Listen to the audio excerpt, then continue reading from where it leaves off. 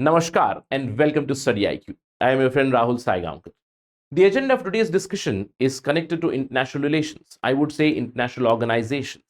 We are going to discuss about UN, United Nations. To be more precise, our discussion is going to focus on UNSC, United Nations Security Council. Now you have a question. Sir, why are we discussing about Security Council now? We do know that there is ongoing conflict in Gaza. There is a war going on between Israel and Hamas. Every day bombings are occurring. Thousands of people are losing their lives. Thousands of people are being displaced. And one institution or one organization that can bring end to these hostilities is UN, United Nations. Why UN is not doing anything? You must be thinking. The reason behind that is the highest decision-making body of UN, that is United Nations Security Council, it is hamstrung. It is paralyzed. It is deadlocked. You can see here the Gaza crisis, it deepens. But despite this crisis going on, thousands of people losing their lives, there is deadlock in the United Nations Security Council because of geopolitics. One permanent member vetoing another permanent member's resolution. So no decision making. That means the war is going on. In this video lecture, we are going to discuss about United Nations Security Council, its structure, and what is the problem with current structure. Is UNSC able to fulfill its mandate, and why urgent reforms are needed at United Nations Security Council? A very important discussion from exam perspective. Stay tuned till the very end to get all this information. All right, let's begin. But before that, to all the UPSC civil services aspirants, StudyIQ's P2I batch 2 is closing out. You have just few hours. 31st October is the last day to enroll yourself. 8 a.m. classes are beginning. So decide, do not delay your decision making. Whatever attempt you are trying for 2024, 25, 26, according to that, you can choose your validity. Just visit our website, studyiq.com. Go there, select the program, enroll. I'll see you in the class. All right. Let's begin our discussion about United Nations and United Nations Security Council, to be precise. Now, why we are discussing this? Because recently at the UNSC meeting, what happened was Russia and China, they vetoed a resolution drafted by United States of America, which was basically about ceasefire, or which was basically connected with Gaza conflict.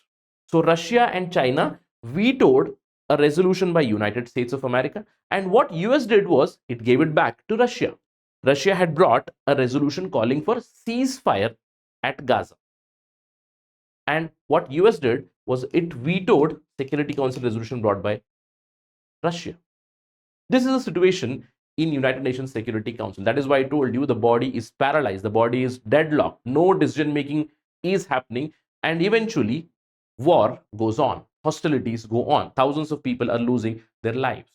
Now this brings us to a bigger question. Is United Nations even relevant today? Now when we talk about United Nations, when did it begin? It began in 1945, because we already had a lot of lessons before this. Now you do understand, before United Nations we had League of Nations, which came at the end of First World War. League of Nations, it failed because of its own structure, because of its own characters and the working.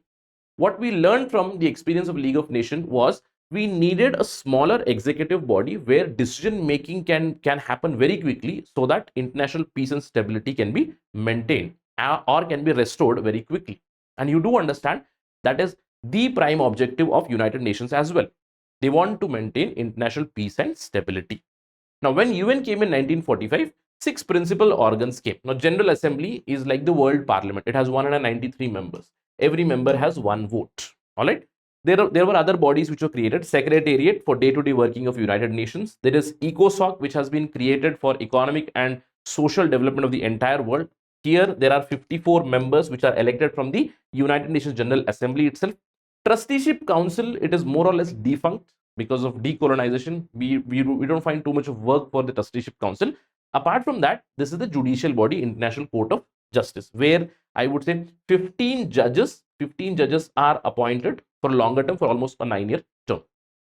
The main body, the highest decision making body, I would call it the executive body, very similar to the Council of Ministers, who can take decisions very quickly for quick decisions regarding international peace and stability.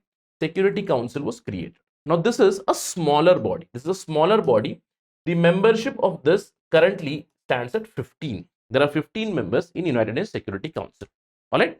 So job of Security Council is to ensure that international peace, international order, international stability is maintained, and all the member nations, they adhere to the international law, right?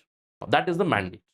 How does it work? Let's focus a little bit on United Nations Security Council. As I told you, the Security Council is one of the 6 principal bodies which is responsible for international peace, security. It is also responsible for recommending admission of new members, etc. But main mandate is to ensure peace is there.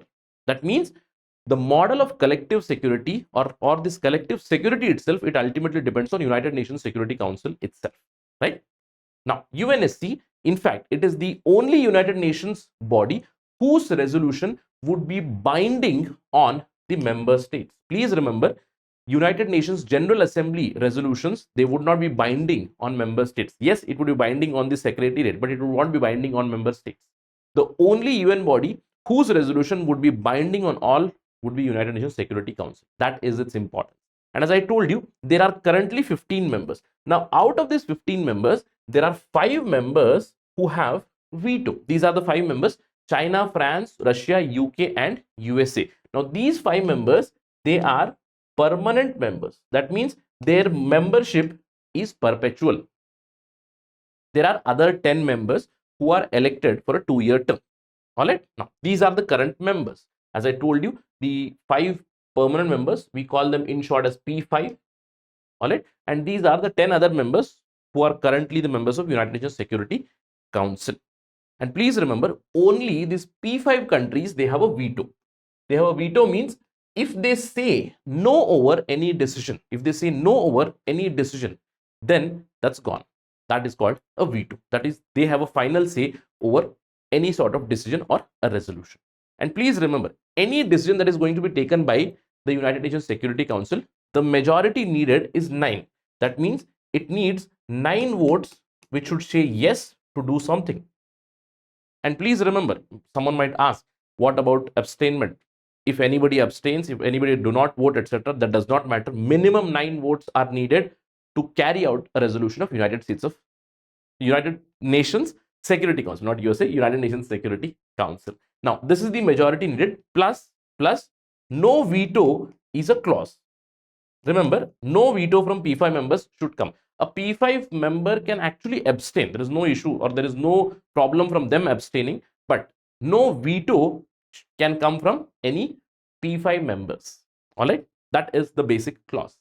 Now, what is happening currently? A resolution was brought by Russia calling for ceasefire, vetoed by USA. You know why? Because the resolution, in the text of that resolution, it was not mentioned. Hamas was not mentioned apparently. Now, in fact, as now we are discussing this topic, and a meeting is going on. United Nations Security Council meeting is currently going on. I don't expect a full-fledged resolution anyways. If it comes, we'll have a discussion again on StudyIQ, but currently a meeting of United Nations Security Council is going on, and I would say there is very low probability of any kind of big resolution coming up. All right. So that's the situation. The question comes up, sir, what are the problems? You said this looks fine. Why? Because we learned a lot from the League of Nations experience.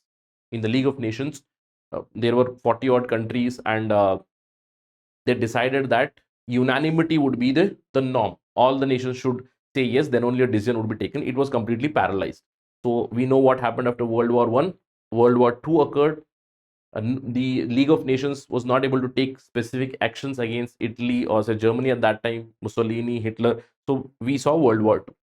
Learning from that experience, what we did was we gave more and more power to United Nations Security Council, a smaller body deciding over these conflicts. And if they pass a resolution that collective action would be taken, you do understand UN relies on other members' contribution. So United Nations force would go and they would bring about ceasefire.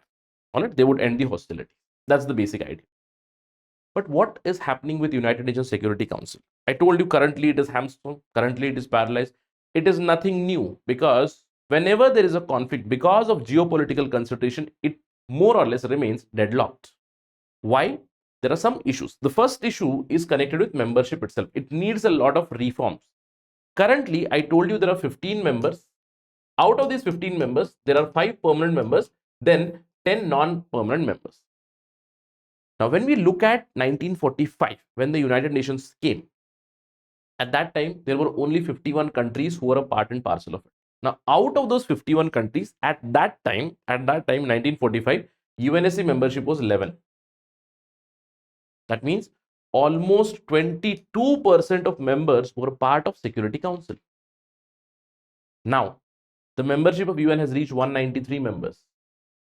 Then, and fewer than 8% are members of United Nations Security Council. When I take the number 50, the big problem is with this. There is sheer injustice going on in the United Nations Security Council, where 10 members do not have any veto, but 5 members who are perpetually members, they have a veto. And whatever they say would be the decision. Because when they say no for any resolution, that does not happen. And if you look at this veto power, P5 countries have not used it in a neutral way or in an unbiased way. Right? If a role has been given to United Nations Security Council, then even countries are now, I would say, bound by international law to bring about peace, to bring about stability, to bring about order at the international level. But geopolitical considerations have taken an upper hand in their voting stance as well. Let me give you an example. One of the members, United States of America, how it has voted or how it has safeguarded Israel continuously. Now it has happened in 2023. They have safeguarded. Now again, they have vetoed a resolution against Israel. Before that, from 1954 to 2023, US has vetoed resolutions against Israel 34 times. 34 times. So no accountability, no action against Israel, despite many actions, many indiscriminate actions. All right. So you can see so many instances where US vetoed, and I can give you example. I just took an example of United States of America, and no party is say better or good in comparison to others. If you look at China, they have vetoed many resolutions for their sake. Russia has vetoed many resolutions for their own benefits, right? So Western countries have also used vetoes many times. So US is just one example where it has safeguarded it has safeguarded Israel continuously in this Israel-Palestine issue. So this veto is a major problem. Apart from that, when we talk about membership, there is no regional representation. There is no regional representation. Now, if we talk about the permanent members, there is China, okay, one representation from Asia. There is USA, representation to, say, Americas, right? Then there is Russia. I don't know if Russia is Asian or European.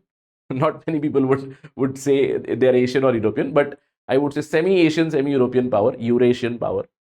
Two from Europe. There is France and there is UK. And Europe represents barely 5% of world's population, but they get 40% control of the veto or 40% permanent seats itself. Right? So there is no representation to other countries.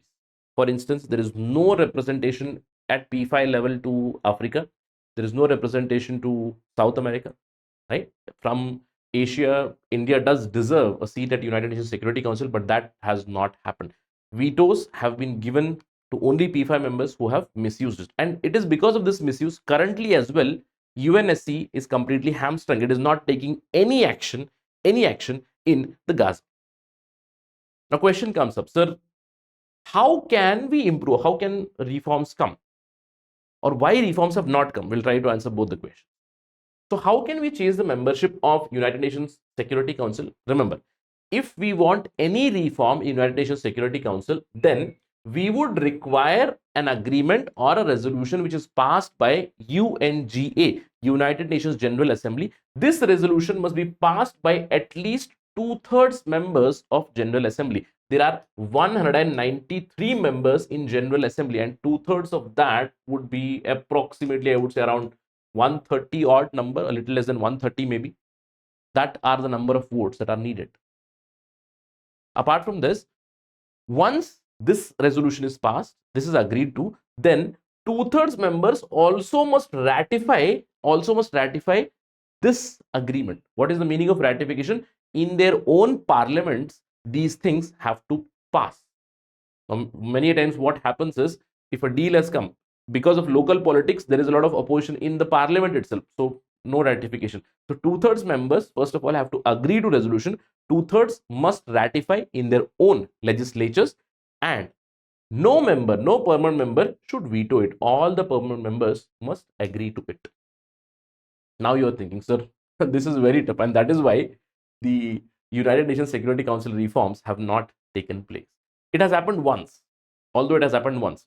See, in 1945, United Nations came. It will be almost 80 years now, right? In 2025, it will be 80 years. Now, in 80 years, there has been single expansion. In 1965, the United Nations Security Council was expanded. There were earlier 11 members, and 4 members, again, non-permanent members, were added here. So currently, it stands 15 members. So no addition of permanent members, no addition of giving veto or no giving veto to other members. That's the standing as of now. Now the question comes up, sir, this calls for reform. Common sense tells me it calls for reforms. The nations also understand that. There is a demand for permanent seats. India is demanding permanent seats. Germany is demanding. Brazil is demanding. Japan is demanding. So many countries are demanding because of their share, because of their contribution towards United Nations. And negotiations are going on. As I told you, when common sense tells that reform is needed, there is negotiation going on between different nations. Intergovernmental negotiations going on for almost decades now. If I'm not wrong, I would say from 1990s, negotiation is going on how to reform United Nations Security Council. There have been multiple negotiations. These are some of the ideas of say different session and decisions taken during General Assembly. You can see a list, but nothing concrete has happened till now. As I told you, it will be 80 years in 2025. In 80 years, there has been seldom any sort of reforms at the United Nations Security Council. Why? First reason is this. As I told you, it's very, very tough to reform. Yes. The second reason is the negotiations that are going on. Nobody has agreed to any sort of consensual decision till now. Yes, the negotiations are going on multiple dimensions. First of all, membership. How can we enhance the membership? What would be the size of the council? How would it work? Who would get the veto power? Should veto power be there or not? Regional representation. How much representation to Asia? How much representation to Africa, to Latin America, to the small and island states? And what would be the relationship between United Nations Security Council and United Nations General Assembly? Under these 5 broad domains, negotiations are going on. Nothing concrete has happened till now. The forerunners for this reform are these 4 G4 countries. There is India, which is demanding UNSC permanent seat, Japan, Germany, and Brazil. Now these form the G4 group. Now they have proposed certain reforms. The smaller nations are there. More than 60% of the nations are actually smaller nations, and these smaller nations are quite content because they know that they have limited role at the global level. So they are very happy with a rotation based non-permanent membership. All right. But the problem is mainly with the middle countries, especially the middle countries and the large countries. When I say large countries, the countries which already have veto, they have their vested interest. The middle powers, they have their vested interest. So there is no unanimity which is coming up. Again, you think, sir, unanimity is not needed. 2/3 members should agree. But even 2/3 members are not agreeing to these. So reform has to come. We understand. Reform has been quite problematic because there is no consensus. It is continuously thwarted because, again, first of all, very tough to get those reforms passed through United Nations General Assembly. Later on, no P5 members should veto that. Even before that, there is squabbling between these parties. Let me give you an example. As I told you, there have been multiple ideas which have been suggested. Predominantly, Kofi Annan, who was the Secretary General of United Nations, he had suggested 2 different plans. And out of that, one plan has inspired the G4 nations. According to the G4 countries, different groups have come. First of all, remember, G4 countries, Brazil, Germany, India, Japan. Then there is a different group which represents Africa. African Union group has come. Latin American region is represented by CARICOM, and small island nations they have created L69.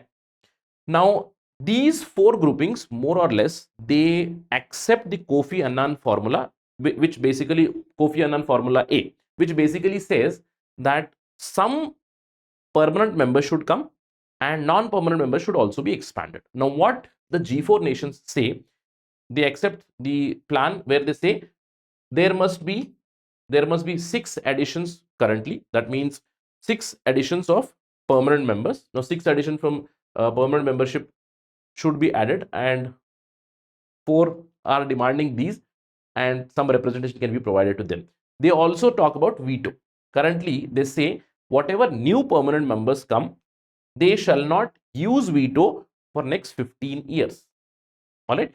So G4 countries and more or less CARICOM and L69, they do agree that veto is something which can be delayed for the first 15 years. We probably don't want veto, those who are permanent members, and the non-permanent members would also be expanded. Now, as a counter to this, the Coffee Club is there, or Uniting for Consensus Club, which basically comprises of Italy, Korea, Mexico, Pakistan is also involved. What they say is P5 must be there. P5 must be there. They must be there, same P5. Apart from that, instead of 10 non-permanent members, there must be 11 non-permanent members now. And they suggest that we can come up with some sort of formula for veto. In fact, African Union, it suggests that veto should be completely abolished. So there is no consensus over how many members, how many non-permanent members, how many permanent members, or what kind of veto should be there. And you do understand, veto should be abolished. Do you think P5 countries will accept this? Right? So they are not ready to relinquish their power. Now, it is because of this reason United Nations Security Council is continuously paralyzed, and what we see is violence in different areas of the world. I can give you many examples: Russia-Ukraine war, Nagorno-Karabakh conflict, currently Israel Hamas war in Gaza. So many conflicts going on, and UN completely paralyzed. Now you must be thinking, sir, is it complete failure? Can something be done? Can something be done? See, imagine, let's not talk about reform, because reform might take few decades to come on, or reforms might take few decades itself. So what can be done? Say, for instance, in current Israel Hamas war, right now P5 powers have vetoed each other's resolution. So can something else be done? Yes, there is a possibility of resolution under 371A. This is called as Uniting for Peace. Now, this resolution, Uniting for Peace resolution, can be adopted directly by United Nations General Assembly by a 2/3 majority. Now, within 24 hours, a special emergency session can be convened by the United Nations General Assembly. And if a resolution here is passed by UNGA, then they can make appropriate arrangements to bring about peace in those areas. Now you are thinking, so why is this not happening? Why is this not happening? Now you do understand, these P5 countries, they have their hold or sway over small countries, isn't it? Over small countries. So garnering majority here would also be very, very tough.